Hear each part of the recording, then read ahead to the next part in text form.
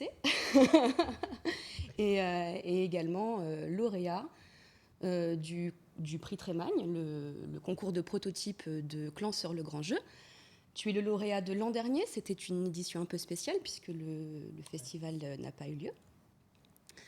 Nous avons également ici Nicolas Houdin, qui est le créateur de ce festival, mais également co-auteur avec Pierre Petitfrère du jeu de rôle Les Apprentis Sorciers, édité en 2020 chez Posidonia Éditions. Et tu es également le lauréat du concours de prototype de jeu de rôle, le prix TroAD, qui s'est déroulé en 2018 à Plouvorne. C'est bien ça ? Oui, c'est ça. Nous avons également Thibaut Trinquelin, qui est l'illustrateur du jeu de rôle Gobelin qui s'en dédie, également édité chez Posidonia Éditions en 2020. Et tu es en ce moment même pile dans la création d'un jeu de rôle qui s'appelle Teenage Tender Fever, c'est ça ? Oui, c'est ça. Oui. Super. Et nous avons également Sami Benjouda, qui est le président du groupement azuréen des associations ludiques. Tu es également le cofondateur du prix Trémagne, qui est le concours de prototype de Clan-sur-le-Grand-Jeu.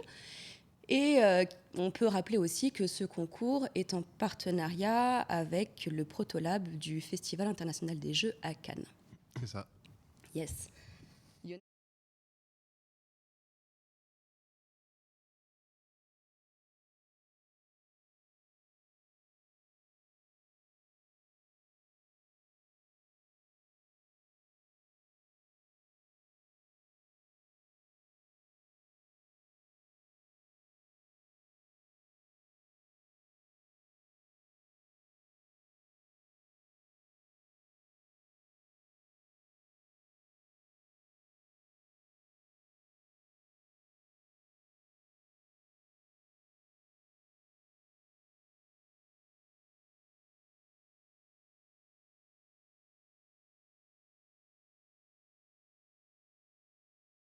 Vont s'imbriquer pour créer quelque chose, pour créer une expérience ludique. Un thème, ça va plutôt être l'histoire que ça raconte, puis il y en a qui vont partir d'un mélange des deux. Donc ça déjà, c'est une première chose. Donc vraiment, on ne peut pas donner une recette pour faire un jeu, on commence par ça, on fait ça, on fait ça. Ça, c'est pas possible. Par contre, il y a des constantes. Alors les principales constantes sont faire jouer le jeu, le faire jouer encore. Alors d'abord dans son cercle proche et ensuite ne pas hésiter à le faire jouer en festival, à le faire jouer dans des boutiques de jeux, dans des cafés-jeux où on va...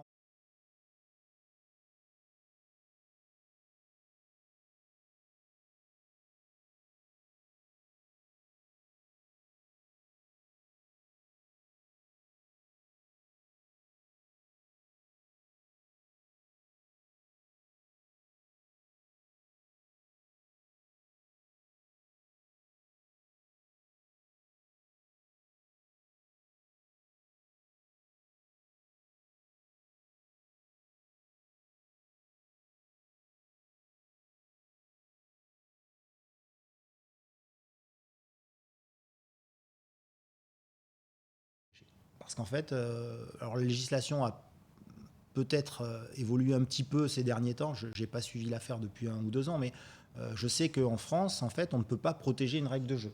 En France, on peut protéger un jeu, mais c'est plus sur son aspect, on va dire, au niveau de la forme, au niveau du thème, en fait, il ne faut pas que ce soit une contrefaçon. Mais une mécanique de jeu ne peut pas être protégée. C'est-à-dire que lancer des dés, piocher une carte, tout le monde peut s'en servir.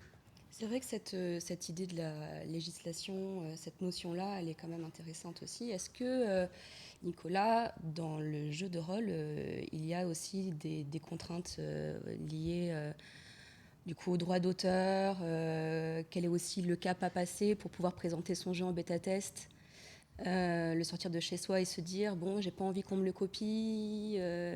T'as passé un cap difficile aussi dans ton processus de création, dans ce genre-là ? Ouais.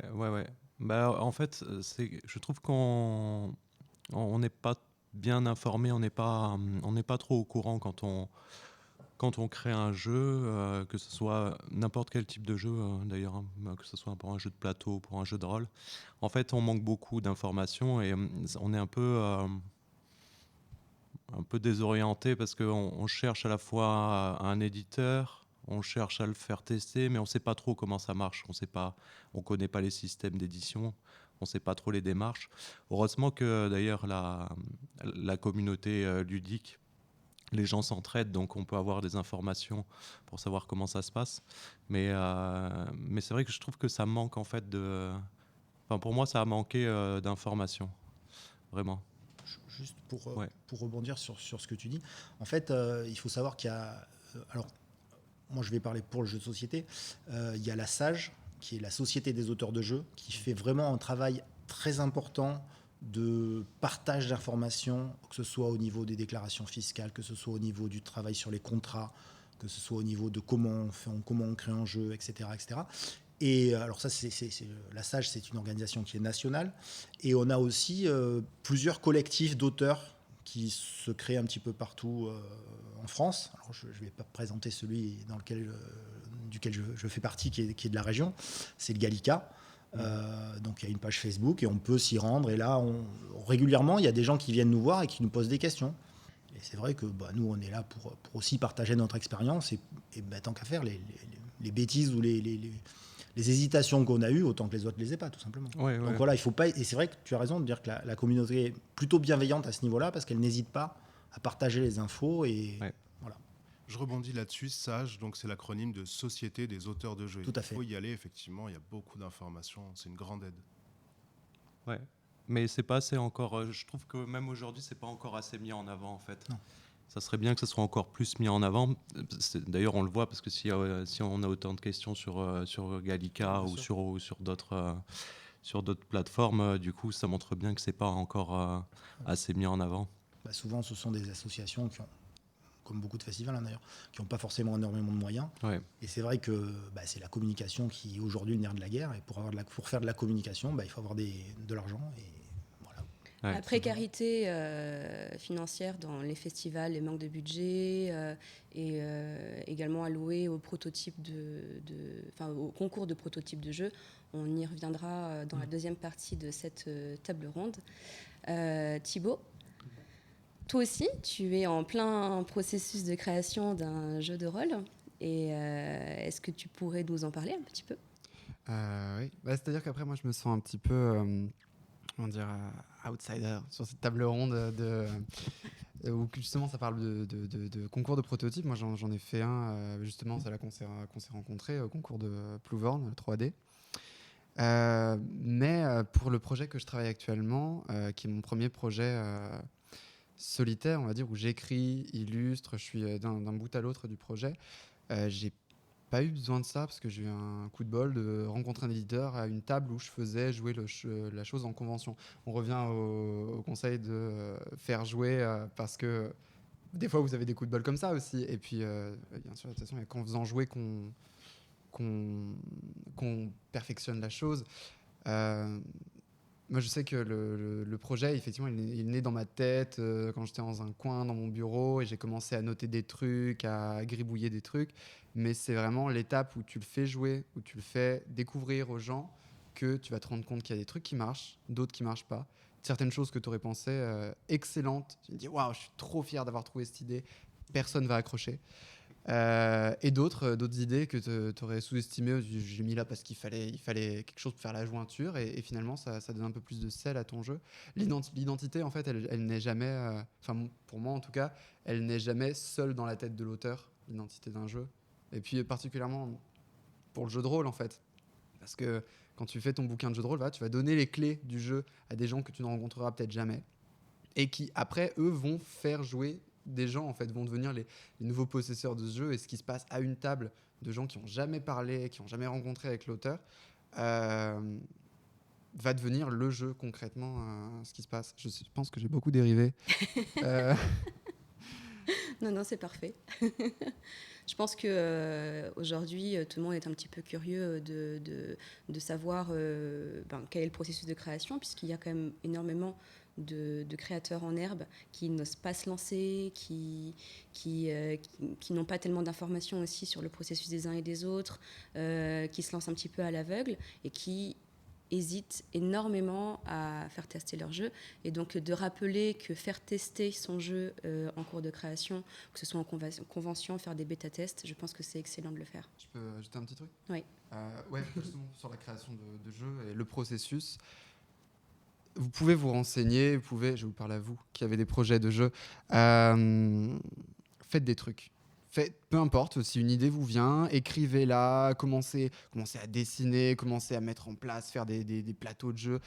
Parce que seulement la démarche de faire quelque chose, c'est toujours plus productif que de se renseigner pendant 3 ans, de calculer, de réfléchir et de rien produire. Une fois que vous avez un peu de concret, quelques mots sur du papier, vous pouvez commencer. Et ça, on est tous très mauvais à faire des trucs bien du premier coup. On est tous très bons à regarder un truc tout branlant et à se dire je pourrais faire mieux en changeant ça. Donc faites de la merde. Et puis après venez avec les tests, retoucher le truc. Mais voilà, faites-le. Vraiment, c'est la seule manière d'avancer. Merci Thibaut. Samy, tu es peut-être le président du Graal et également le cofondateur du prix Trémagne, mais dans ma petite oreillette, on me dit que toi aussi tu écris du jeu de rôle. Alors c'est vrai que moi aussi j'ai quelques petits projets. Je ne sais pas si ça mérite qu'on en parle là où j'en suis, mais c'est intéressant effectivement de voir comment une idée elle germe. Donc c'est vrai que oui, j'ai quelques projets. Et ce que j'ai envie de dire en fait, moi, c'est à quel public on va s'adresser. Effectivement, le fait de faire tester les jeux, les idées qu'on a, ça permet d'identifier si l'idée parle à beaucoup de gens, à peu de gens. Si elle s'adresse aux néophytes, si elle s'adresse aux enfants, aux gens qui ont un petit peu plus de bouteilles, comme on dit, les experts. Il faut absolument faire tester les projets qu'on a. Et ce que tu dis, c'est très très bien. Effectivement, faut écrire, faut essayer, faut se planter, recommencer. Et c'est ça le processus de création. Il faut un petit peu de réflexion aussi quand même, je pense, pour pouvoir identifier ce qu'on a envie de donner, comment est-ce qu'on a envie de le faire. On a eu l'occasion d'en parler là il y a quelques jours quand on s'est vu. Moi, je crois que c'est Coralie David que j'ai entendu dire ça. Alors, je vais répéter ce qu'elle a dit parce que ça me semble intéressant. Il faut le marteler. C'est si vous voulez faire un jeu qui est contemplatif, par exemple, et puis que vous vous aventurez à faire 25 pages de règles, vous vous êtes peut-être planté. Peut-être parce que vous avez l'habitude de voir des livres là où il y a 25 pages de règles. Vous n'en avez pas besoin pour ce que vous êtes en train de faire. Donc, il ne faut vraiment pas avoir peur de développer son idée. C'est pareil, j'en parlais avec un ami qui s'appelle Aldo Papacoda, qui est auteur lui aussi. Et je lui disais, tiens, je prendrais bien quelques conseils parce qu'il est très bienveillant. Et il m'a dit, tu sais, tu vas prendre beaucoup de conseils et ce sera avec plaisir que je t'en donnerai, mais au bout d'un moment, tu feras ce que toi, tu as envie de faire. Donc, voilà, à cette étape, déjà, c'est ce que je voulais dire. Nous sommes également ici pour parler des concours de prototypes de jeux. Lionel, est-ce que tu pourrais nous parler de ton expérience ? Je sais que tu as été plusieurs années concurrent au prix 3AD. Au prix Trémagne, pardon. Entre autres. Oui. Et comment tu as vécu un petit peu cette expérience de présentation du prototype ? Est-ce qu'on est encore dans le bêta-test ou est-ce que là, on présente un produit qui est fini finalement ? Alors, au niveau des concours de prototypes en général, déjà, il y en a de plusieurs... tous ne fonctionnent pas de la même façon. C'est-à-dire qu'il y en a qui vont ne pas du tout mettre en rôle le public. Il y en a d'autres qui vont s'appuyer essentiellement sur le public. Et puis, il y en a qui vont être mixtes. On va dire de mémoire, je pense que le prix de Boulogne, du CNJ, je crois qu'il n'y a pas du tout de public. Le flip, je crois qu'il n'y a que du public. Ou à l'époque... et après, il y a des mixtes où le jury va précaster un certain nombre de jeux. Et ensuite, c'est le public qui donnera un vote déterminant. Donc déjà, on parle des concours de prototypes, mais il faut savoir qu'il y en a de plein de sortes différentes. Ensuite, il faut savoir aussi ce qu'on recherche quand on fait un concours de prototype, parce que moi, typiquement, j'ai présenté des jeux à des concours et ils n'ont jamais... ils n'ont même pas passé la première étape. Et pourtant, ils ont été édités et ils ont même très bien marché. Et puis, Selfish, qui a gagné le prix Trémagne l'année dernière, n'a pas encore trouvé d'éditeur. On ne désespère pas parce qu'il y a le Covid, une situation particulière, donc on travaille là-dessus. Mais c'est vrai que gagner un concours de prototype, ce n'est pas une garantie d'être édité. Et pour être édité, il ne faut pas forcément gagner un concours de prototype. Je pense que dans un concours de prototype, il y a vraiment 3 éléments importants, à mon sens. Le premier, c'est déjà... alors, le fait d'y participer, et encore plus d'y gagner, c'est un coup de projecteur sur le jeu. C'est-à-dire qu'on va le regarder d'une façon différente, on va avoir des news à droite, à gauche qui vont parler du jeu, donc ça c'est toujours en plus, évidemment. Le deuxième, ça va être que, surtout si c'est un jeu qui est destiné à être joué par le public, à ce moment-là, on va essayer de faire en sorte qu'il soit le plus abouti possible, alors pas mécaniquement, parce que ça on le fait sur tous les jeux, mais au niveau de l'ergonomie, puisqu'en fait on ne sera pas là pour expliquer le jeu, il faut vraiment que les joueurs aient tous les éléments en main pour ne rencontrer aucun problème. Donc ça va nous pousser à encore plus loin à penser l'ergonomie, à penser la clarté des règles, etc. Le troisième élément, alors tous ne le font pas, mais quand même dans l'ensemble, on a des retours. Ça va être le retour du public parce que ça va être l'occasion que le jeu soit joué par beaucoup de monde. Et on aura beaucoup de retours. Et ça, c'est toujours très intéressant, les retours autour d'un jeu. Ça nous permet de régler tel détail, de valider ce qui marche pas, etc. Donc vraiment, je pense que l'édition, c'est la cerise sur le gâteau. Mais vraiment, les 3 éléments très importants des concours de prototypes et des tests en général, mais encore plus dans un concours de prototype, ça va être ça, quoi. Ça va être la mise en lumière, le fait de peaufiner son jeu au maximum pour que on comprenne tout de suite ce qu'il faut faire, ce qui s'y passe, quels sont les enjeux, et aussi les retours que l'on va en avoir. Voilà. Merci Lionel. De rien. Samy, est-ce que tu pourrais éventuellement nous parler un petit peu du concours du prix Trémagne, puisque pour rebondir un petit peu sur Lionel, qui disait que présenter un jeu à un concours de prototype n'était pas forcément en fait gagnant en termes d'édition, n'allait peut-être pas mener à l'édition, et au contraire également en fait. J'ai dans l'idée que la création de ce concours de prototype était faite pour justement permettre à des auteurs de trouver leurs éditeurs, ou peut-être juste pour valoriser tout simplement la création ludique. Est-ce que tu peux nous parler de ça ? Alors, donc à 3D, donc, qui est mené par Christophe Quat, qu'on connaît bien, qui est aussi justement membre de la SAGE, donc qui est très actif effectivement pour mettre en lumière le travail des auteurs. Il n'est pas seul, il a toute une équipe avec lui. Pour le concours de jeux de société, comme pour le concours de jeux de rôle qui est né il y a peu de temps, il n'y a eu qu'une seule édition pour le jeu de rôle. Pour le jeu de société, ça existe depuis plus longtemps. On est effectivement dans un mélange entre les deux, c'est-à-dire que d'abord un jury de sélection se met en place, se réunit et sélectionne 12 jeux pour le jeu de société, 6 pour le jeu de rôle, et ensuite c'est principalement un vote du public qui est nivelé par, encore une fois, un jury. Moi j'ai eu le plaisir d'en faire partie. Effectivement, moi je m'étais posé la question quand il m'a proposé d'y participer. Je lui ai dit, tiens, il y a des jeux qui sont édités, qui viennent d'être signés, est-ce qu'on peut encore les considérer comme un proto ? Et il a eu la bonne réaction de me dire ça mettra en lumière ce jeu de toute façon et ce serait dommage, parce qu'il vient juste de signer, qu'il n'ait pas cette position-là. Ouais, moi je pense complètement que ce que fait le Festival 3D, ce prix, c'est quelque chose qu'on doit vraiment mettre en lumière, toute la communauté dans le jeu de rôle, parce que dans le jeu de société, je dirais qu'il y a une tradition quand même de effectivement présenter son prototype. Dans le jeu de rôle, un petit peu moins, et j'ai l'impression que soit on est édité, soit on est invisible en fait, et puis on court derrière un éditeur. En tout cas, c'est plus accentué dans le jeu de rôle, j'ai l'impression. Donc oui, si ça bouge dans ce sens et qu'un concours tel que celui-là peut se répandre ailleurs, ce sera utile. Ce sera vraiment bon. Et j'irai même plus loin, peut-être par rapport à ce que tu disais plus tôt, c'est que quand on présente un jeu édité, potentiellement, l'éditeur va payer le stand là où on se trouve pour présenter le jeu, alors que quand on a un proto, si on est dans un festival qui a une logique de rentabilité de son espace prononcée, il n'y aura peut-être pas la place pour faire du proto. J'aimerais rappeler également que la création d'un jeu, que ce soit un jeu de société ou un jeu de rôle, c'est une longue haleine de plusieurs années. Nicolas, tu as travaillé sur Les Apprentis Sorciers pendant 5 ans peut-être ? Alors, non, mais effectivement, on parle de 2 choses, pas totalement différentes, mais en fait, tu as des jeux, tu as une idée en un quart d'heure, ça marche, oui. Et puis si tu as du bol, ça peut aller très vite, comme ça peut être très long. En jeu de rôle, tu as une idée en un quart d'heure, il faut quand même que tu écrives tout, que tu imagines les règles, donc ça peut pas se faire en un quart d'heure, quoi.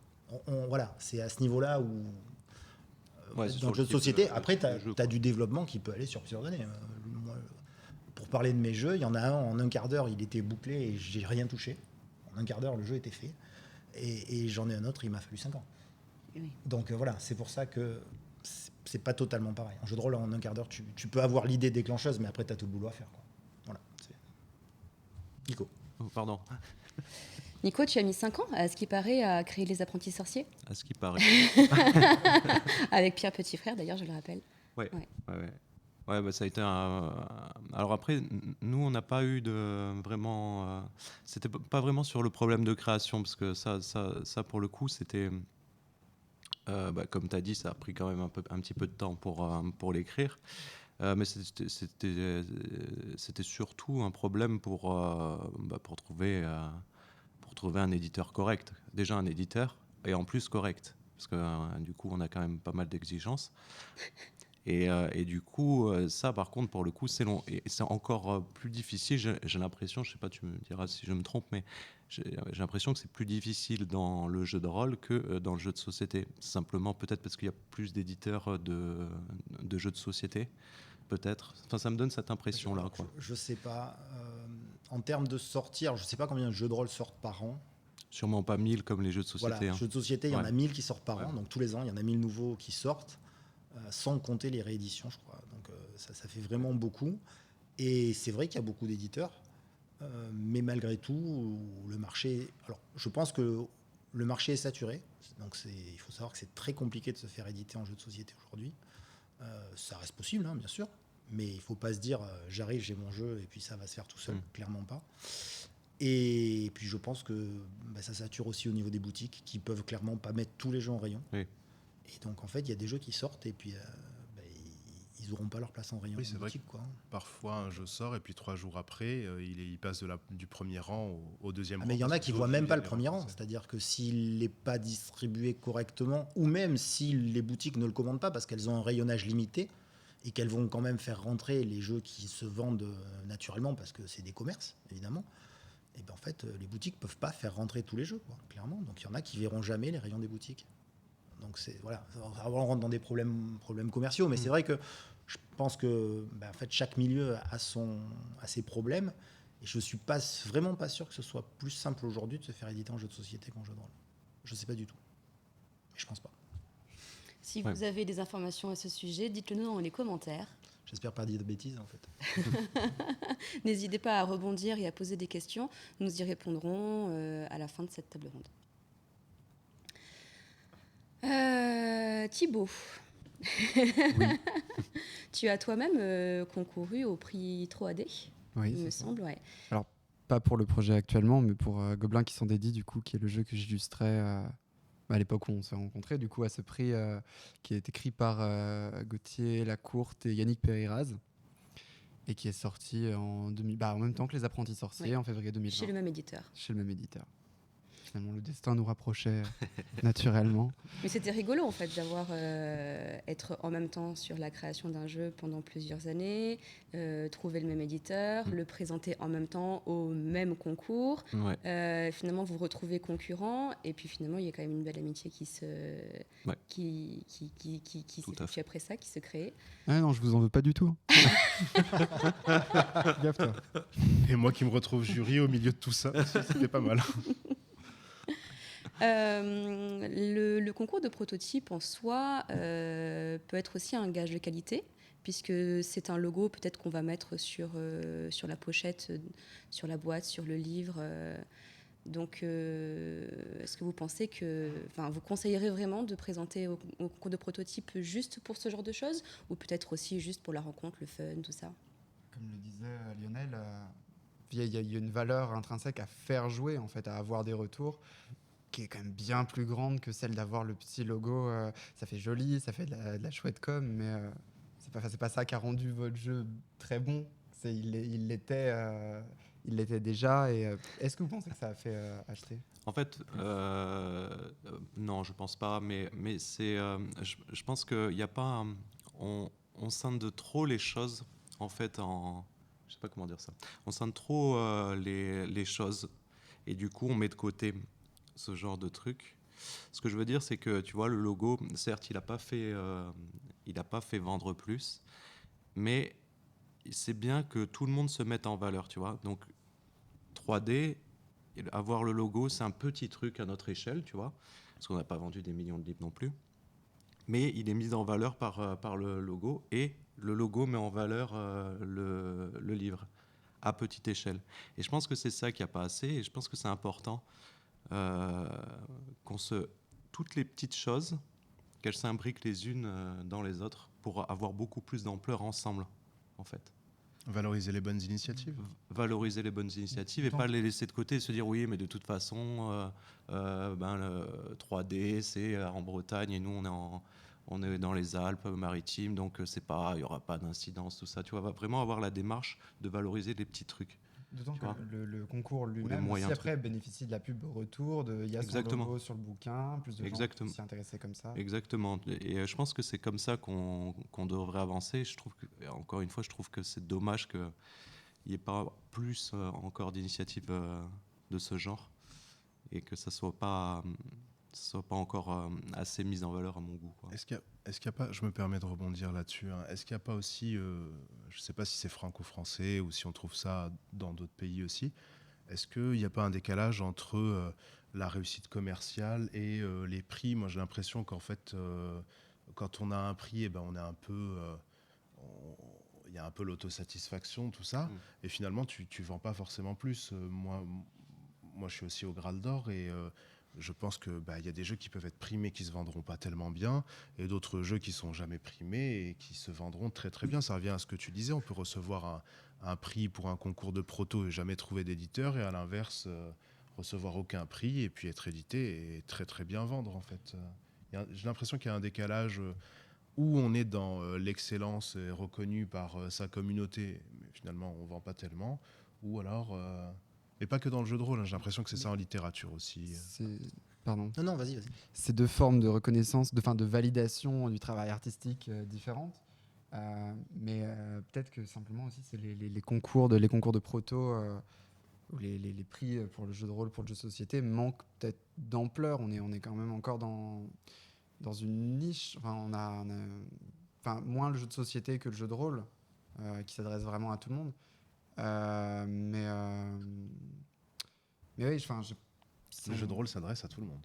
Oui, alors, non. Attention. Le jeu de rôle est pour tout le monde. Peut-être pas toujours bien pour le faire, mais on espère mais ça. tout le monde peut pas bloquer 5 heures d'un après-midi, retrouver ses potes, mettre les enfants chez quelqu'un d'autre.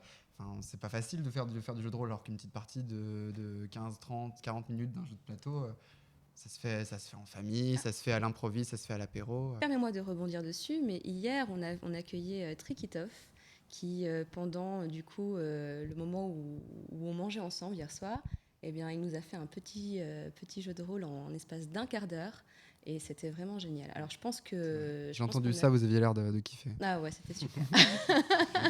Après, pour aller un petit peu dans ton sens, c'est vrai que c'est pas la norme. On peut faire du jeu de rôle en moins longtemps. Je pense qu'on s'évertue de plus en plus à ça dans le jeu de rôle, mais c'est vrai que c'est pas encore la majorité de ce qui se fait.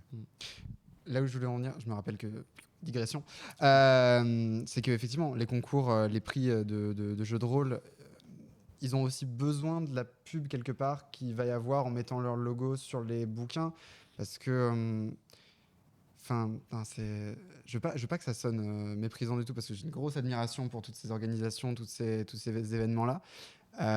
Mais c'est pas une palme d'or qui est décernée, ça aura jamais le même rayonnement, parce que déjà c'est pas la même industrie, qui est à plus petite échelle. C'est une industrie qui est également saturée, et donc même si ça file un petit boost, même si ça file une petite validation, ça va pas faire monts et merveilles et faire que votre jeu se vend à 5000, 6000 exemplaires soudainement, parce que 5000, 6000 exemplaires, c'est extrêmement rare dans ces milieux-là. Complètement. Tout à fait. Alors, je vais faire quelques petites réponses un petit peu décousues par rapport à plusieurs éléments que... alors, je sais qu'il y a certains concours de prototypes, notamment le CNJ, donc le concours de Boulogne. Généralement, quand un jeu fait Boulogne est édité, il y a le macaron du CNJ sur la boîte, vainqueur de Boulogne. sachant que c'est le festival qui est mis, voilà, c'est le festival de concours proto. Donc, voilà. Donc en fait, c'est toujours la même chose, c'est-à-dire ça va être fonction du rayonnement du festival pour qu'un éditeur fasse la démarche de mettre le logo sur la boîte. Ça, c'était la première chose. La deuxième chose, alors il faut savoir que là, on parle plus de concours prototype, mais on parle de prix de jeux. Et en fait, les prix de jeux vont faire vendre des jeux. Le Spiel des Jahres, excusez mon allemand, mais je crois que ça se prononce à peu près comme ça. Lui, il fait vendre beaucoup de jeux. L'Asdor fait vendre des jeux aussi, un peu moins, mais fait vendre des jeux. Si on gagne le prix d'un endroit qui n'est pas trop connu, etc., ça ne fera pas vendre grand-chose. De plus, du moins. Et alors, troisième chose, c'est par rapport au concours de prototype. En fait, ça va vraiment dépendre de ce que recherche à mettre en avant le concours de prototype. Parce qu'il y a un éditeur, il veut faire un jeu pour que ce jeu se vende. Un concours de prototype, il peut très bien mettre en avant une idée qu'il trouve fabuleuse, mais qui pour autant ne sera pas transformée en acte d'achat si le jeu venait à sortir.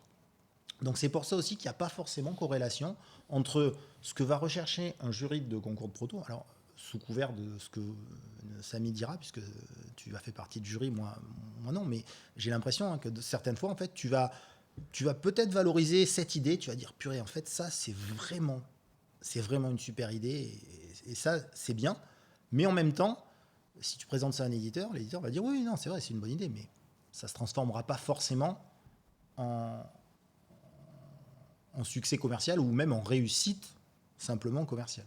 Donc c'est pour ça que certains éditeurs, du coup, ne franchissent pas le pas en se disant, non, en fait, ça a beau être une bonne idée, ça se vend pas, quoi. C'est vrai que ça dépend de la culture de ce concours, de ce qu'il valorise. Est-ce que, par exemple, à Octogone, si je ne me trompe pas, ils vont avoir une catégorie pour les experts, une autre catégorie pour les jeux enfants. Ouais. Donc, à partir de là, quelle est la culture de l'éditeur ? Est-ce qu'il vient chercher un jeu famille, un jeu enfant, un jeu expert ? Nous, par exemple, quand on avait commencé avec Trémagne, on n'avait pas forcément des critères précis. C'est le membre du jury juge selon sa perception personnelle, selon ce que lui, il estime être des qualités, des choses qu'il recherche. Donc, un membre du jury, il va avoir une grille qui est peut-être précise, et puis il va cocher des cases et donner des points en fonction. Moi, si c'est moi, je vais m'asseoir, ça va être au feeling. Si ça me fait kiffer, ça va le faire. Si je me dis aussi que ça peut plaire à des gens, ça va le faire aussi. Je suis pas, c'est pas une feuille d'impôt, quoi. Mes critères à moi, donc c'est vrai que ça dépend, en fait. Et alors pour revenir sur le prix Trémagne, qui a sa deuxième partie, en fait, c'est le vote du public. Ça va vraiment dépendre de la nature du public. Il y a plutôt tel jeu qui va être mis en avant, plutôt tel jeu qui va être mis en avant. Et c'est vrai que peut-être que un jeu de ce type-là, par rapport à cette cible-là, le marché est saturé et du coup, il n'y a pas d'éditeurs qui vont chercher ça parce qu'il y en a déjà trop sur le marché. Mais le public, il s'en manque. Lui, il a aimé ce jeu et c'est lui qui veut voir primer. Donc, c'est pour ça qu'en fait, je pense qu'on peut avoir un coup de bol et se faire éditer en ayant remporté un prix, mais c'est vraiment pas la démarche première. Et à mon sens, je pense que ce serait une erreur de faire ça dans cet objectif-là. Ça peut être le petit truc en plus qui est super, mais il ne faut pas le faire pour ça, quoi, vraiment. C'est surtout pour de la reconnaissance personnelle. Parce que du coup... Et puis ça donne aussi l'occasion de faire jouer ton jeu. Parce qu'en fait, quand tu crées un jeu... de rigueur en plus, la manière la plus saine de le faire, c'est que, à mon sens, quand tu crées un jeu, c'est pour qu'il soit joué par un maximum de gens. Et c'est vrai que s'il se vend, il va être joué par plus de monde. Oui, c'est ça. Ouais. Et en plus, tu vas gagner des sous. On ne crache pas dessus, mais voilà. Mais en gros, c'est vrai que, alors, à moins d'en faire son métier, ce qui est très compliqué, l'objectif, c'est quand même de dire, en fait, ce jeu, je le trouve vraiment bien, j'ai envie qu'un maximum de gens y jouent aussi, et prennent autant de plaisir que moi et y jouent. Ouais. Voilà, ça peut être une bonne façon de mettre en lumière le jeu et de le faire tester, effectivement, parce que soit tu n'as pas de concours de proto, tu as un proto, tu es peut-être relayé au bout du festival, soit il y a un espace proto, mais il n'est pas valorisé, donc il me reste trois tables, foutez-vous là, ça ne m'intéresse pas. Si c'est fait sérieusement, qu'il y a un espace qui est dédié, il est affiché, il y a une communication autour, et ça peut permettre de faire jouer plein de parties toute la journée, ou les 2 jours, les 3 jours, et c'est quand même ça le vrai truc qui se passe. Tout à l'heure, Lionel, tu parlais du concours du prix Trémagne. Oui. Et tu parlais du fait que ce soit un prix public, finalement. Mais il m'a semblé qu'il y avait quand même une présélection constituée d'un jury d'experts Oui. dans le prix Trémagne, c'est ça. Et donc, du coup, on n'est pas forcément que... Nous plaidons dans- coupables. Et je crois même que c'est sur de la lecture de règles. D'où l'importance d'écrire des règles qui soient claires. Ah oui. Et ça, c'est très compliqué. Et bien ça, c'est très intéressant d'ailleurs. Quand on concourt à un concours de prototype et qu'on envoie ces règles, quels seraient du coup les conseils que vous auriez à donner, les choses à faire et les choses à surtout ne pas faire? Moi, je vois une chose qui est utile Écrire en français, déjà. Avec un écrire en bon français, français, tu Avec veux un dire? bon français, quelque chose de clair. C'est même plus compliqué que ça. Je vais raconter je peux raconter une anecdote. Alors, c'est pas sur un concours de proto, mais en fait, sur un des jeux que j'ai fait avec un ami co-auteur, avec lequel on ne s'est jamais vu en vrai. En fait, on a travaillé uniquement à distance. Et on a écrit les règles, on a réécrit les règles, on a réécrit les règles. Le jeu est sorti chez un éditeur. Et lors de la Trick Track TV, je n'étais pas présent. L'éditeur était présent, mon co-auteur était présent. Et j'ai regardé la Trick Track TV, donc de présentation du jeu, et je fais un commentaire en disant là, je vous êtes planté sur les règles. Et bien en fait, non, il ne s'était pas planté sur les règles, c'est simplement que les règles étaient écrites de telle façon que lui l'interprétait d'une façon et moi je l'interprétais d'une autre. Alors qu'on avait travaillé, retravaillé au mot près. C'est pour ça qu'en fait, des règles de jeu, eh ben, on a beau... Voilà. Donc en fait, alors, ne pas faire, je ne sais pas, il y a tellement de choses à pas faire.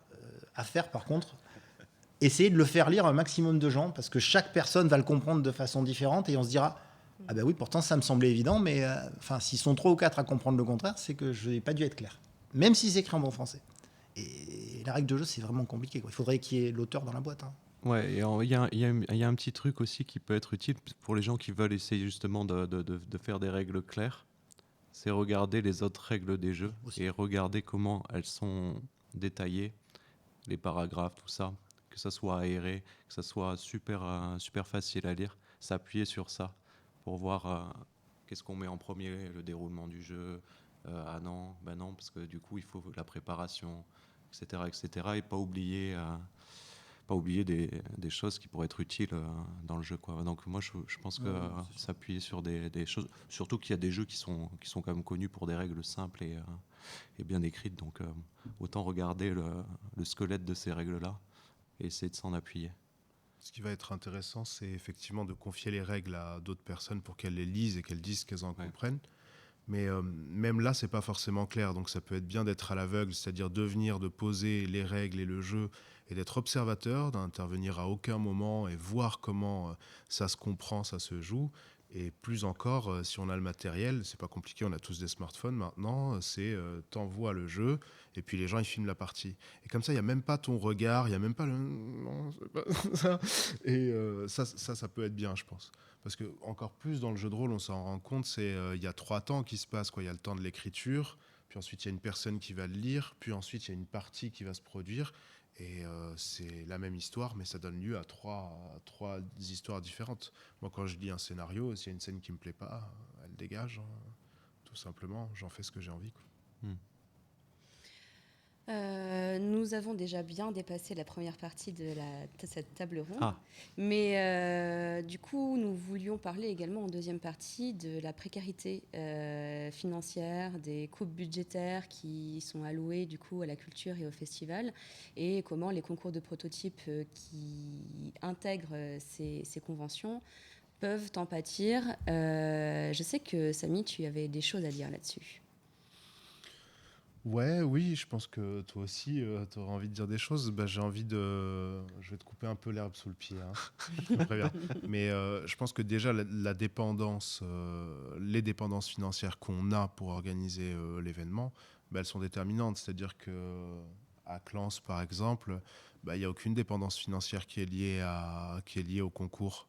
Donc, à partir de là, si on a envie de le faire, on le fait. On n'a pas de difficulté. Si par contre on est dans un espace là où chaque mètre carré a un coût qu'il faut amortir, chaque table, chaque chaise un coût qu'il faut amortir.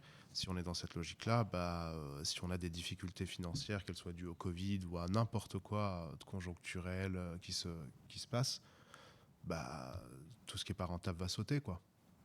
Et donc...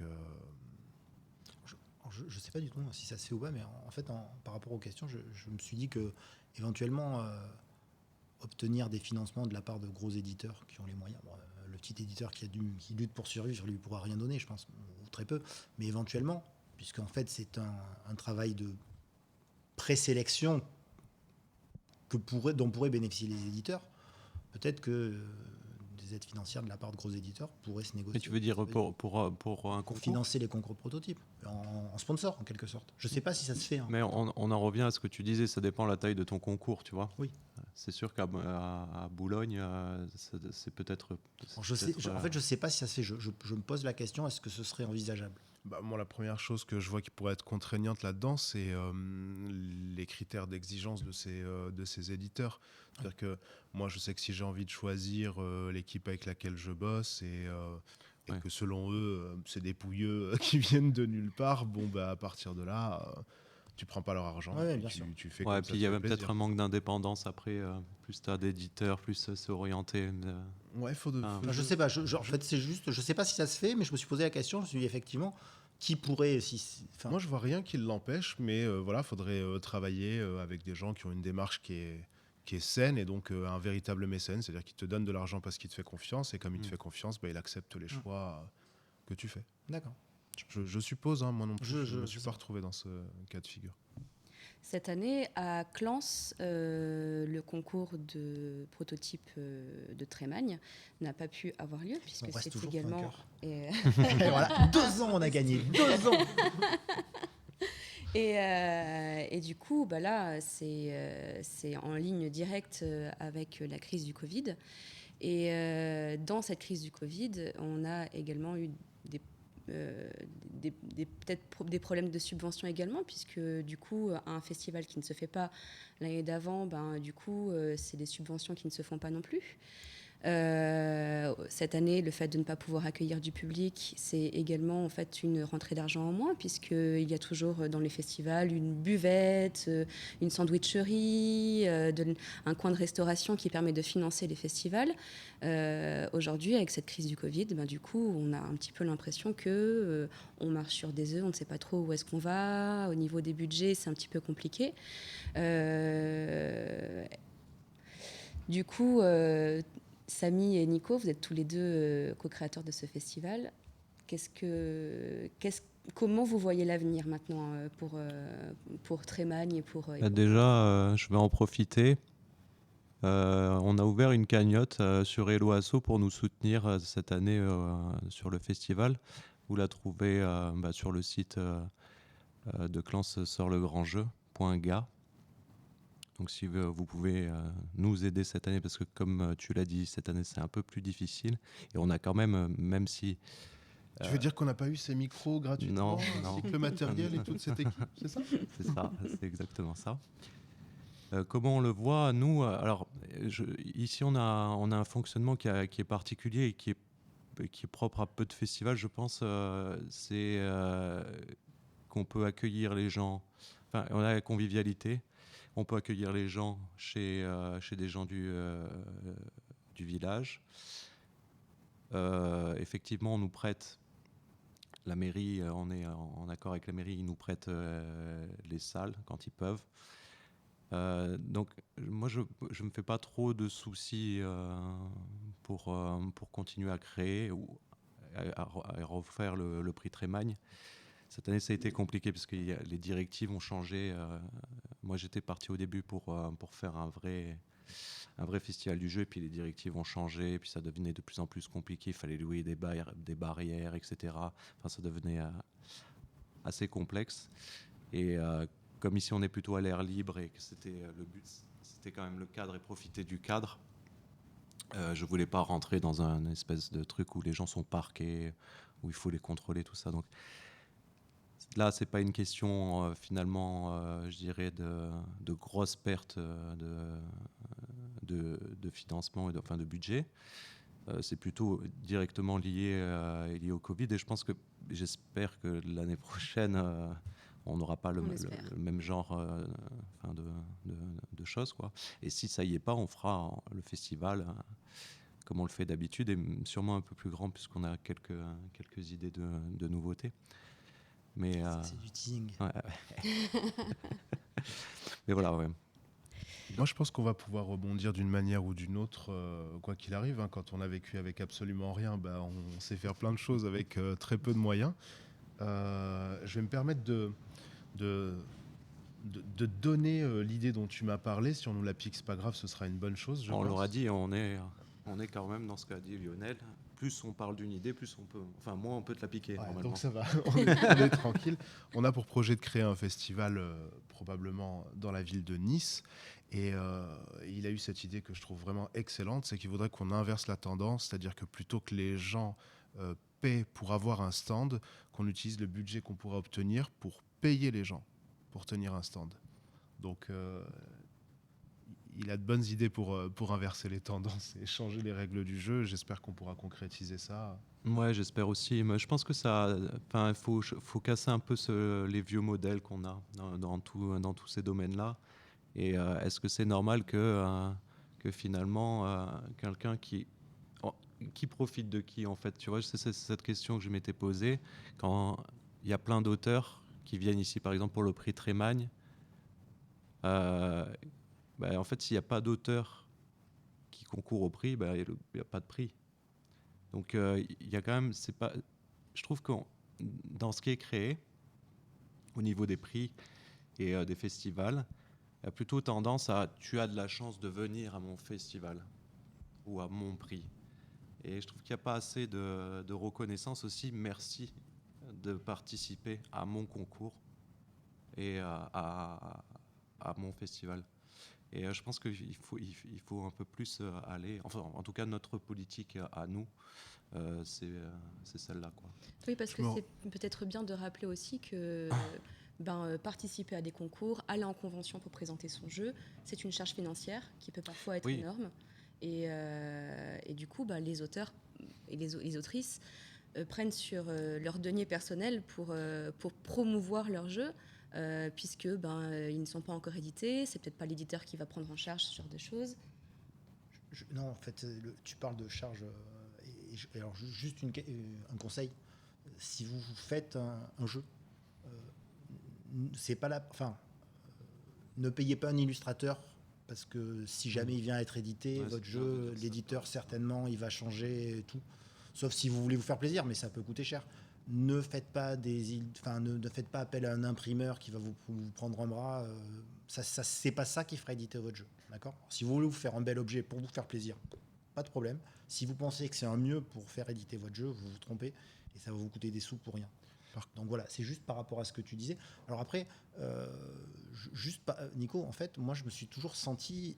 Alors effectivement, je suis du coin, donc c'est vrai que pour moi, c'était pas une charge financière, mais par contre, en termes de reconnaissance de la part du festival, enfin honnêtement, on s'est toujours senti vraiment les bienvenus, accueillis, et on a toujours senti le festival reconnaissant envers nous. Donc ça, vous l'aviez déjà.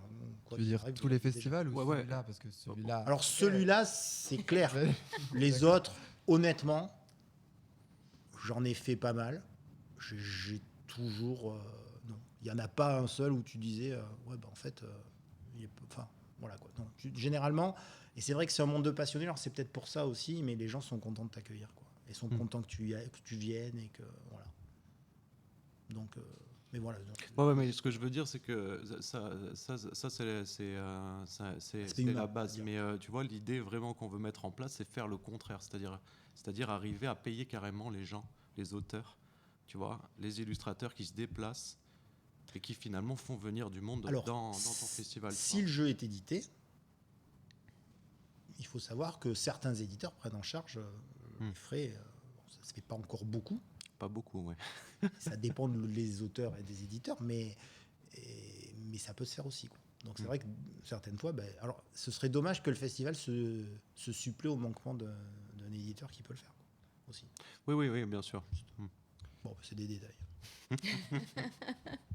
Un truc qui me vient par rapport à ce que tu disais, et effectivement ce projet de casser les vieux codes, c'est vrai que Bah, contrairement à toi, mais j'ai sûrement fait moins de salons, donc l'échantillon est peut-être moins large, mais j'ai eu cette impression, notamment dans certains très gros salons, je dirais pas le nom, que on était de la matière qui était là pour nourrir le festival, mais que en payant ce stand, en étant dans ce si grand endroit, on devait se sentir reconnaissant d'être là. Et c'est vrai que j'ai l'impression qu'avec l'idée d'échange dont on parlait tout à l'heure, par exemple entre les concours de prototypes et le livre, que l'un fait de la pub à l'autre et vice-versa, c'est perdu dans les plus gros festivals où c'est vraiment des organisations qui sont là aussi à but lucratif. Un gros festival, ça dégage de la maille, si je dis pas de bêtises. Oui, C'est- oui, oui, oui. Pas, Pas sûr. Ouais, pas sûr. Pas sûr. ouais. Même le Fige, je C'est crois vrai. qu'il gagne pas de sous et ça coûte des sous. Ah oui, c'est je- ouais. déficitaire. Bah, le festival en lui-même, après les retombées sur la ville, c'est autre chose. Mais honnêtement, je pense Oui, que il le est fait Fige. pour ça, je crois. D'ailleurs, ils le maintiennent parce Oui, oui. que les retombées sont par contre pour Oui, le bah, coup, par sont rapport aux intéressantes. Ouais. occupations des hôtels, Ouais. Ça, etc. Mais bon, l'entrée est autant pour moi. publique et donc à partir de là, c'est pas une convention, c'est un festival. ouais, le Fige est gratuit. Et donc, ouais, l'allocation des espaces, c'est quelque chose qui coûte très cher à l'organisation de l'événement. Mm. Très, très cher. Ouais. D'où le prix du stand. Qui est important. Ok. aussi. On n'est pas sans rappeler que les festivals et les conventions font extrêmement marcher les localités et que les municipalités, du coup, sont plutôt friandes.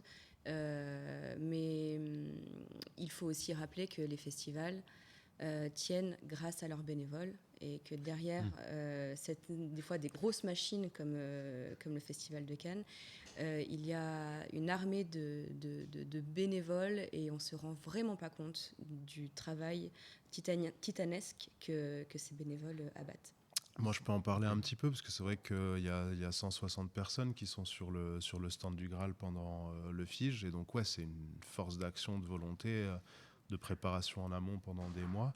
Et pour parler aussi de la CEMEC, donc, qui gère le Festival international des Jeux de Cannes, c'est une toute petite équipe. Ça repose sur les épaules de quelques hommes et quelques femmes, surtout des femmes d'ailleurs. Et c'est quand même un travail considérable qu'elles mènent avec beaucoup, beaucoup d'humanité. Elles font de leur mieux pour donner le meilleur festival qui puisse être. Ça se sent d'ailleurs, mais enfin, quand tu affiches, on voit pas tous les bénévoles, c'est vraiment qui sont en coulisses à courir partout, mais ceux que tu rencontres, tu vois que malgré l'épuisement, il y a ce que tu disais aussi, la charge de passionnés. On est content de se voir, on est content d'être là, on est content de faire vivre la passion. Quand bien même ça coûte des heures de sommeil et ça coûte même de l'argent. Mais je pense que pour le festival aussi, et surtout pour les auteurs, on devrait avoir droit à autre chose qu'être payé en... Enfin, c'est pas histoire d'être payé en argent, mais être payé en passion et l'abnégation, au bout d'un moment, c'est bien, mais on a droit à mieux, quoi. Mm. Et c'est pour ça que je trouve l'idée que tu donnes Ouais, intéressante. Je suis d'accord avec ce que tu dis. Je voulais revenir au prototype plus simplement parce qu'on n'en a pas parlé. Ça me paraît être un aspect important. Je veux bien savoir ce que tu en penses. Quand on présente un prototype pour le grand public, c'est pas la même dynamique que quand on le présente à des experts. C'est-à-dire que des experts, je pense qu'ils attendent un peu plus un rythme de jeu, une saveur, une dynamique, que ce soit fait avec des bouts de carton, que ce soit fait avec des perles ou quoi, alors que le grand public, est-ce qu'il n'est pas un peu sensible quand même aux beaux protos? Est-ce que ça t'avantage pas un peu que le jeu soit beau quand tu n'es pas un expert, tu es là, tu regardes le truc, puis même une illustration, elle peut t'emmener tout de suite dans l'imaginaire, dans le monde. Alors très déjà, il y a plein d'experts qui ne jouent pas au proto parce qu'ils aiment les beaux jeux et du coup les protos ils vont même pas les regarder parce que en fait vite. Du coup, ça marche pas. voilà, donc en fait c'est pas aussi simple que ça. Après effectivement avoir un beau jeu ça va attirer l'œil et il y a des gens qui vont vouloir y jouer parce que le jeu est beau. Maintenant si tu fais un concours prototype il faut pas que tu amènes avec 3 cartons mal découpés etc, mais je pense que peut-être plus important que la beauté, c'est vraiment l'ergonomie du jeu qui est importante, qui va permettre, une fois que les gens seront assis à la table, alors il faut qu'ils s'asseyent à la table, effectivement, donc si tu as quelque chose qui n'est pas beau, ça va être plus compliqué, ou quelque chose qui semble trop compliqué, parce qu'il y a plein d'infos dessus, et non, ça c'est compliqué, on s'assoit, etc. Mais, bon, ça, Après, c'est pas mal aussi que, en même temps, si tu as un jeu qui s'adresse à des familles pas forcément très joueuses et qu'il y a plein d'infos sur ton plateau, c'est que quelque part il y a une erreur de casting et en fait, voilà, c'est un problème inhérent au jeu. Mais on va dire qu'une fois que le bon public s'est assis à la table, il faut que pour lui, ce soit le plus simple et le plus fluide de pouvoir rentrer dans le jeu et que les choses se semblent. Voilà. Et je pense que plus que la beauté du jeu en ayant des illustrations magnifiques, du matériel très épais, etc., c'est vraiment l'ergonomie du jeu qui va être mise en avant. Alors après, c'est ma façon de voir les choses. Je sais qu'il y en a certains qui vont faire des jeux magnifiques, des protos magnifiques. Moi, je me dis que quand on en fait beaucoup, parce qu'en fait, quand on fait des jeux, généralement, on n'en fait pas forcément qu'un, on va en avoir 2, 3, 4, 10 en parallèle en même temps. Et si on passe du temps à vraiment aller faire la magnifique illustration, etc., et tout ça, ça, j'ai envie de dire que c'est presque un travail éditorial. Et que, voilà. Mais effectivement, tu as raison, hein, ça peut amener les gens à venir plus facilement à la table. Une question que du coup ça me donne envie de te poser, Lionel. Tu as sorti quand même quelques jeux, une bonne poignée. Quel pourcentage de toutes les idées, de tous les protos que tu as fait sont passés au stade final? Alors, j'ai 10 jeux qui ont été édités. Alors, pour te répondre, en fait, il faut faire la part des choses entre les idées qui sont mortes-nées ou quasiment. C'est-à-dire que tu as une idée de jeu, tu dis « Oh, ça, c'est super, etc. » Puis tu commences à... Non, en fait, non. Le lendemain, c'est en vrai, quand tu y réfléchis, ça marche pas. Donc ça, on va même pas... On va dire ceux qui sont arrivés jusqu'à l'étape à être posables sur la table. Ouais. J'ai tapé sur la table. D'ailleurs, il ne faut pas le faire. Et alors, en sachant que j'ai une démarche un petit peu particulière, c'est-à-dire que avec l'expérience, avec le temps, maintenant, les premières étapes de jeu, je vais les faire dans ma tête. Je ne vais pas tout de suite découper, etc. Tout de suite, je vais faire fonctionner un petit peu le jeu dans ma tête, à vide, pour voir déjà si ça passe la première étape ou si je vois que déjà, il y a des choses qui ne marchent pas et à ce moment-là, je peux m'arrêter. Mais on va dire que des jeux, des protos qui sont arrivés à une phase testable, j'ai dû en faire peut-être une cinquantaine, donc j'en suis quand même à 20%. Termes d'édition, ce qui est beaucoup, mais parce que je fais un pré-casting avant où je me dis non, ça c'est bon, c'est pas la peine.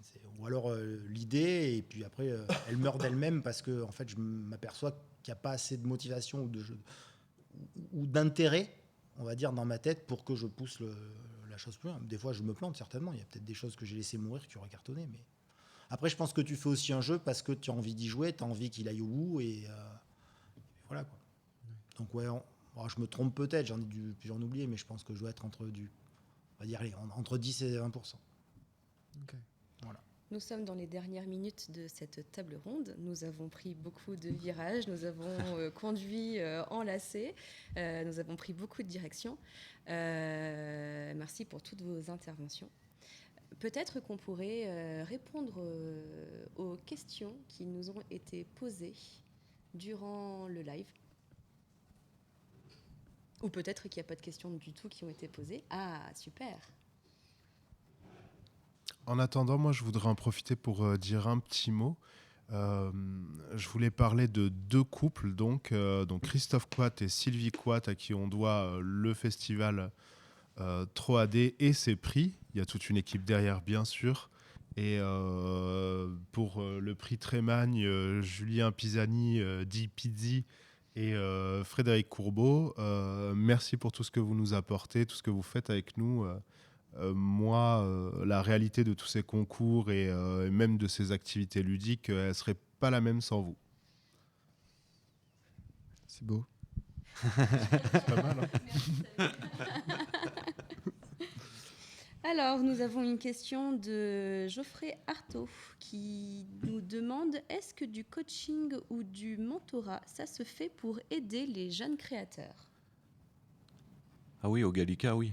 Alors, typiquement, je vais prendre un exemple, pas plus tard que cette semaine. Donc, mercredi soir, on était en soirée jeu dans un bar à jeux à Nice. Je peux faire de la pub? Oui, bien sûr. Donc c'était à la Bulle à Jeux. À la Bulle à Jeux. À la Bulle à Jeux, ouais. Donc c'est un bar à jeux. Et en fait, on va essayer de mettre en place. Alors en fait, il y a 2 endroits où on va faire des soirées jeux, la Bulle à Jeux et le Petit Joueur à Mandelieu. En fait, on va essayer de s'y tenir. Et une semaine, un soir par mois, on fera une soirée proto, etc. Et en fait, voilà, il y avait quelqu'un qui avait fait son premier jeu, qui nous l'a présenté. Ça marchait bien en plus. Hein. Donc on a fait quelques petites remarques par rapport au jeu, mais surtout après il s'intéressait par rapport à tout ce qui peut être une démarche éventuellement dans l'auto-édition, etc. Donc on lui a donné les informations qu'on pouvait avoir. Après, quand j'entends parler de coaching ou de mentorat, on va pas faire ça de manière rémunérée en devenant des coachs en création de jeu, quoi. C'est plutôt Mais non, c'est plus c'est de l'entraide, c'est-à-dire si tu as des questions, pose, on va essayer d'y répondre comme on peut, quoi. Ou t'orienter vers les personnes qui ont les réponses.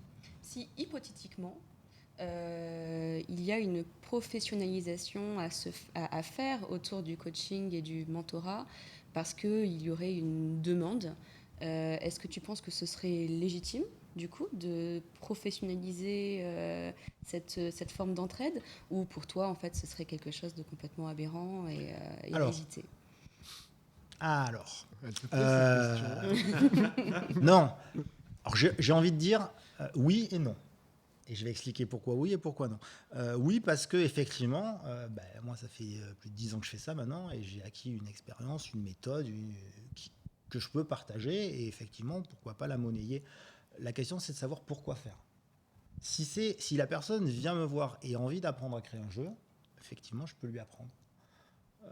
Maintenant, si elle me dit j'ai envie de créer un jeu, d'apprendre à créer un jeu parce qu'après, je vais en vendre des millions, etc., je vais me sentir un petit peu... Toi, je t'ai bien vu comme un pigeon quand même, parce qu'avant que tu rentres dans les frais, il va en falloir du temps. Donc en fait, c'est ça. En fait, j'anime un stage de création de jeux de société au Conservatoire de Saint-Laurent-du-Var pendant l'été, pendant les vacances scolaires. Et là, typiquement, effectivement, on essaye de créer un jeu avec les enfants qui s'y trouvent. Et c'est un vrai travail, c'est très intéressant, aussi bien pour eux, mais même pour moi, parce que je dois gérer des choses et faire face à un mode de création qui est différent de ce que je fais d'habitude. Et que, par exemple, que ça soit rémunéré, je trouve que c'est normal, parce qu'effectivement, c'est un vrai travail, ça demande une préparation, ça demande une expérience, puis les enfants sortent avec quelque chose à l'arrivée, un jeu, mais en plus, ils ont appris des choses qui leur serviront pour n'importe quoi, parce que c'est mener un projet à son terme, ça mobilise énormément de compétences. Donc là, ça ne pose pas de souci.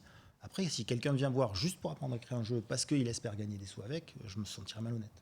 Voilà. Nicolas, toi aussi, tu es animé. Moi non, moi non. Moi, il donne l'argent, oui, des millions, pas de problème. À ce qu'on a compris, ça servira pour créer des festivals et pour payer le dit Exactement. auteur quand il se... On a compris. Robin des Bois. Non. Toi aussi, tu es animateur Oui. dans les centres de loisirs. Oui, d'ailleurs, on fait au même endroit. Alors moi, pour le coup, je fais la partie jeu de rôle, mais je fais exactement le même processus de création sur une semaine. Il y aurait des adultes qui seraient demandeurs peut-être d'être...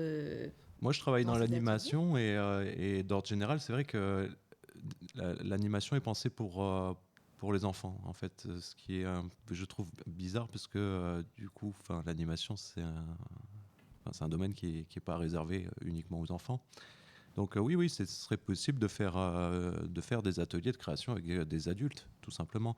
Et c'est beaucoup plus, je pense que c'est beaucoup plus intéressant comme approche que du coaching pour personnel, pour créer un jeu, quoi.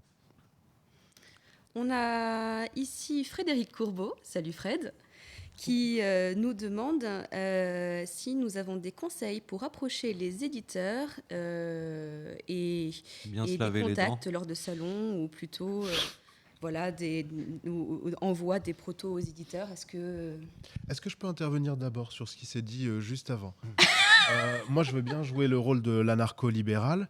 On vit dans une société libre, donc ceux qui ont envie de prodiguer leurs conseils gratuitement le font, et ceux qui ont envie de les faire payer le font. Et si on vivait dans un autre monde, on pourrait faire autrement, mais la meilleure valorisation qui existe dans notre société, c'est le pognon. Donc, Tu as ceux qui raison. ont- Je vais arrêter de donner mes conseils gratuitement. Non, Donc, c'est-à-dire que si on a envie de le faire, et Combien tout, vous me qu'on trouve payez ça pour que cool, je ne quitte pas la table ça cool d'aider en fait, c'est bien. Après, c'est vrai que donner des conseils ou même aider à créer du jeu en tant que professionnel, pourquoi pas, hein. C'est très bien. Je pense que ce qui est important, c'est est-ce qu'on est dans une démarche sincère, est-ce qu'on pense que ce qu'on propose comme produit, la raison pour laquelle on est rémunéré, on la juge légitime, c'est bon, on peut y aller quoi. Personne ne veut rebondir. On peut Non. répondre à la question de Fred. Si.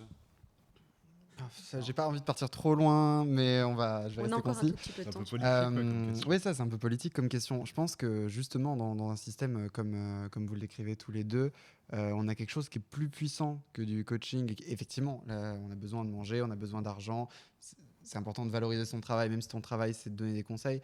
Mais moi j'aime bien justement le côté que on est comme une communauté, on aime le jeu ça brise toutes les barrières sociales. Je sais pas, je me verrais pas à aucun moment, même si j'avais plus d'expérience, que mon expérience pouvait avoir énormément de valeur, je me verrais pas quelqu'un vient me voir en me disant hey, tu peux jeter un coup d'œil à mon ébauche de règles, bah tiens voilà mon PayPal. Je me verrais pas faire ça. Enfin c'est Moi, ça fait ambition, c'est pour ça. peut-être je suis peut-être pas un serpentard, mais Moi, je dis ça, tu vois, mais je fais tous les mercredis de cette année, ça a été de septembre jusqu'à juin, tous les mercredis de l'année, je vais apprendre à des enfants en centre de loisirs à être maître du jeu. Donc, Mais moi, on me rembourse mes transports et mon repas, c'est pas facturé plus cher que ça, donc en fait, je ne gagne rien concrètement. Et c'est un truc qui me fait plaisir, que je trouve cool. Après, que des gens y accordent plus de temps ou autant de temps et qu'ils estiment que ça mérite une rémunération. mais est-ce que c'est pas déjà le Bravo, travail quoi. d'un éditeur, ce dont on parle, donner des conseils, orienter, informer sur les tendances, sur les codes c'est pas quelque chose. Un éditeur, son travail, à mon sens, c'est de sélectionner un jeu et de le mener à son terme en termes de fabrication, trouver le distributeur, et encore la promo, c'est des fois l'éditeur, des fois le distributeur qui s'en charge. Mais non, en fait, ça c'est... Il n'y a pas vraiment... Je crois qu'ils ont commencé à monter quelque chose au niveau du flip, pas loin du flip à Parthenay. Je crois qu'il y a une licence de création de jeu qui vient de se créer ou quelque chose comme ça. Enfin, il y a des études mais c'est l'année dernière, quoi. Ça vient. Ah ouais, d'accord. C'est vraiment très, très, très, très récent. Sinon, il n'y a pas de cursus de création de jeu. C'est ce que disait Croc. En jeu vidéo, oui. En jeu de société ou en jeu de rôle, C'est ce que disait Croc il y a déjà des années. Il disait, moi, mon boulot, c'est pas de faire découvrir mes jeux parce que j'aime pas ça. Moi, mon boulot, c'est de créer des jeux. Et puis, il y a d'autres gens ou des assos ou des gens qui sont passionnés qui le feront, quoi. En fait, chacun son feeling, quoi. Geoffrey rebondit en disant ce n'est pas tant pour l'aspect financier que pour avoir une relation maître-apprenti et rendre la création du jeu quelque chose d'encore plus artisanal, entre guillemets, dans le sens noble du mot.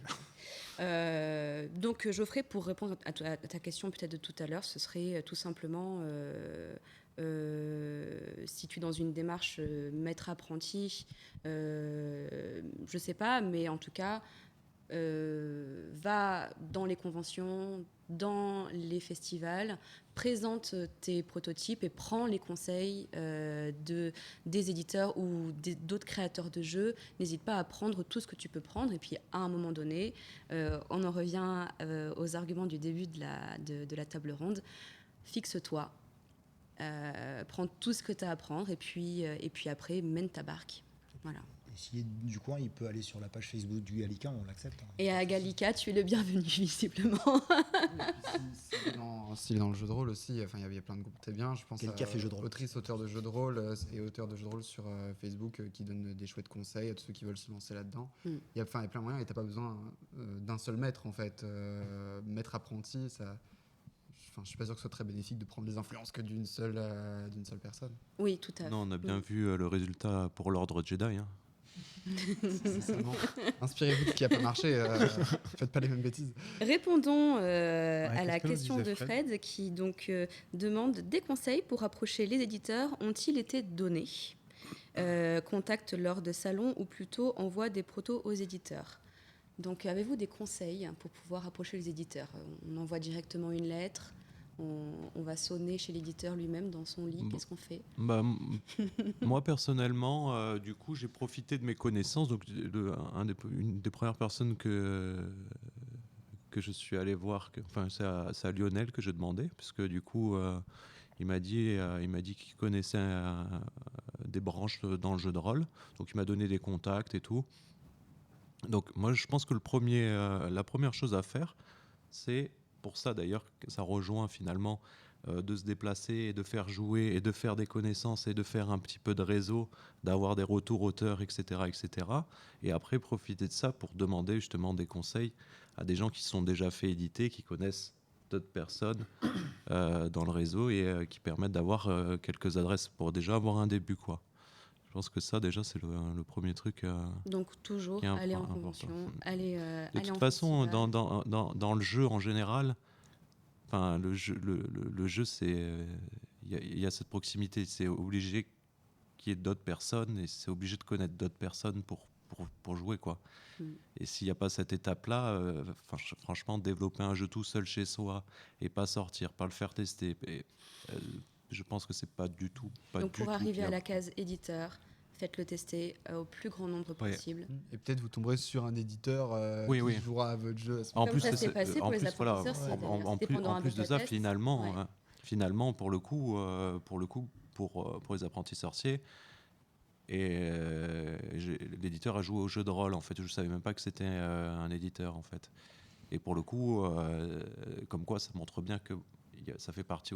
Quand il y a des éditeurs qui s'intéressent directement au jeu en lui-même et pas qu'à l'aspect commercial, et qui vient et qui joue, qui teste, c'est. Lionel, c'est le grand vrai, une quoi. brève intervention. On est à la fin de cette table Alors, ronde. c'est peut-être moins vrai pour le jeu de rôle que pour le jeu de société, mais c'est vrai. Alors déjà, il faut cibler les éditeurs qui peuvent être intéressés par le type de jeu que l'on a à présenter. C'est-à-dire que si on a un jeu qui se joue en 2 heures pour joueurs experts, bah, ça ne sert à rien d'aller le présenter à des éditeurs qui font essentiellement des jeux pour enfants ou des party games.